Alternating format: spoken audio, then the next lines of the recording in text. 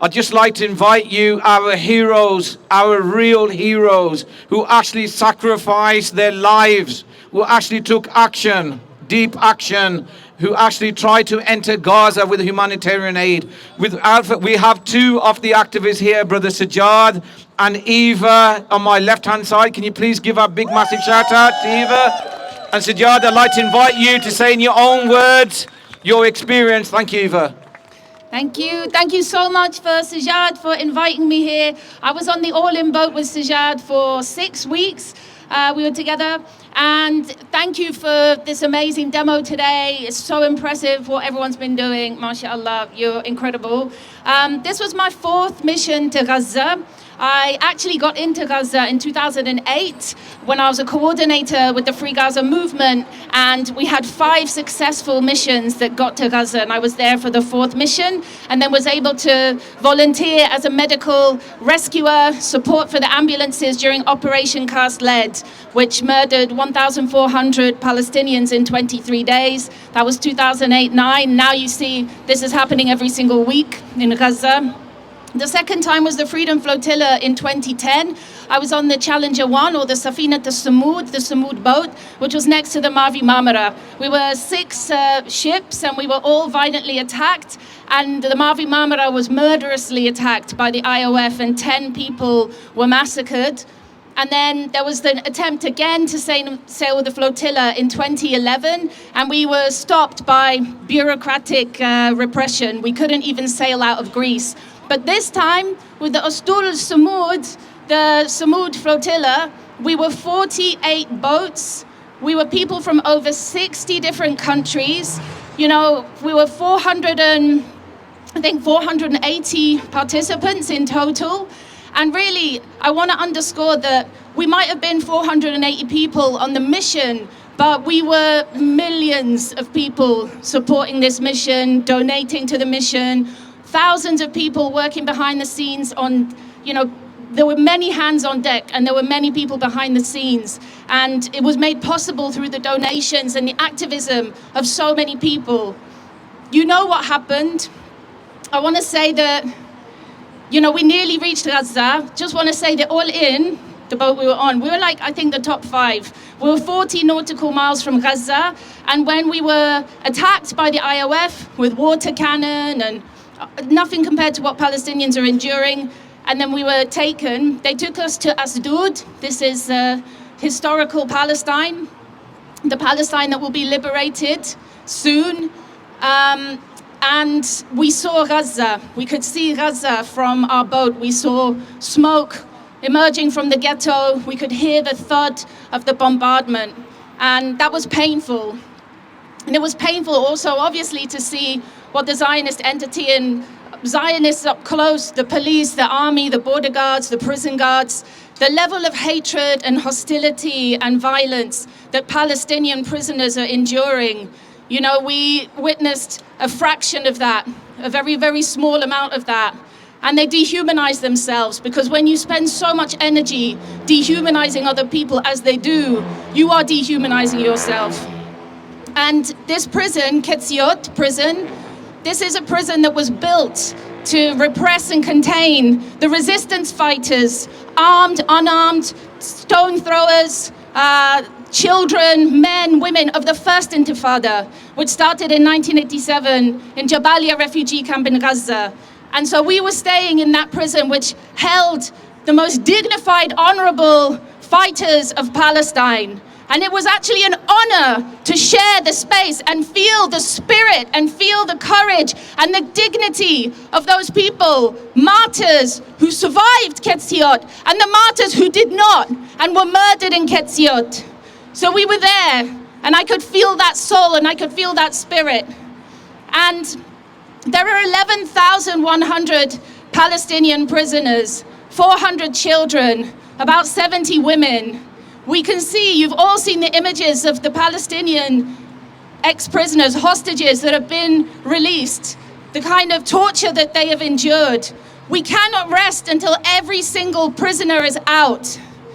And speaking about the UK, we have at least 24 prisoners from Palestine Action, the Filton 24, who are unjustly imprisoned. I actually believe that everyone who is in a prison is unjustly imprisoned, because I don't believe that prisons should exist at all. The kind of world that we're fighting for is a world without prisons. It's a world without punishment. It's a world with accountability and justice, and a world where it's inconceivable to put somebody in a cage. That's the kind of world I want to live in. And no one can convince you or me that disarming the war machine and taking direct action to disable weaponry that is killing and has killed 20,000 children alone in the last 2 years, never mind all the other massacres and all the other invasions. No one will convince me that that's terrorism or that's a crime. It's not a crime. It's a public service. It's a civic duty. It's a participation in this noble struggle, this noble resistance in solidarity, active solidarity for a liberated Palestine. So it's my honor to be part of this struggle over the last few decades, and we'll be carrying on till the end of our days. And I know everybody will be here as well. And we're a mass movement. And I'm very grateful to all of you. So, Palestine, hurrah, hurrah! Woo! Glory to the martyrs! Glory to the resistance! Glory to all of you, everyone fighting. Thank you very much. Thank you. Thank you so much, Ewa. Please give it up for Ewa. A great human being, a great activist, a great action that was taken is people like Ewa that are standing up for justice and against the oppression and injustice. Thank you, Ewa, for coming to Birmingham. As we wave Ewa off, she's got to go and catch her train. Now we have another flotilla activist we're blessed with to have part of the activist independent movement, a local activist, Brother Sijaad, who will say a few words. أعوذ بالله من الشيطان الرجيم بسم الله الرحمن الرحيم الصلاة والسلام عليك سيدي رسول الله وآلك وصحابك يا حبيب الله السلام عليكم ورحمة الله وبركاته. Thank you very much for coming out. It's a cold day. I'd like to apologize to you from all the flotilla people. As you can understand, we invited several more. The captain of our boat of all in was Malcolm. He's ill, he's in Morocco. He was thinking of flying in on Thursday just for the protest, but he sent me a message that his medication won't allow him to travel, so he could not travel. There's other people are ill. As you can understand, 4 or 5 weeks on the seas, you can have issues, and then you're in the dungeons of the Zionists. I'd just like to reiterate, Sister Ewa, we were both on the boat for 5 weeks together from the 31st of August until our abduction in international waters on the 2nd of October. She came from London. She's been to Poland to do speeches as well. She's extremely active in the Palestine cause. I'd like to say, it's not about us. It's not about the Global Sumud Flotilla. It's not about me. It's not about Ewa. We got to remember the Palestinians. We were only incarcerated in Israeli dungeons for 2 days. The Palestinians have been suffering for over 77 years. Remember the Palestinians. I'd like to thank all of the UK. When we got abducted in international waters, everyone took their roles on. They were writing to the MPs. They were writing to the Foreign Office. I've been told the Foreign Office were first picking up the phones. Then they took it to the answering machine. Because so many people were calling for our release, they switched off the whole system. I landed in Manchester. Over 300 people turned up to welcome me in Manchester. Some youngsters turned up and they came up to me and said, "Uncle, you don't know us, but we are from Birmingham." I was at Turkey before. I thank the Turkish people. Turkish people gave us these flags. They gave us clothes to wear when we landed in Turkey. A youngster was there. I was heading to the masjid in the airport to pray. A youngster came up to me. He said, "Uncle Sijaad, I'll be following you." We talked through the story and I said, "Sorry, son, I don't recognize who you are. What's your father's name?"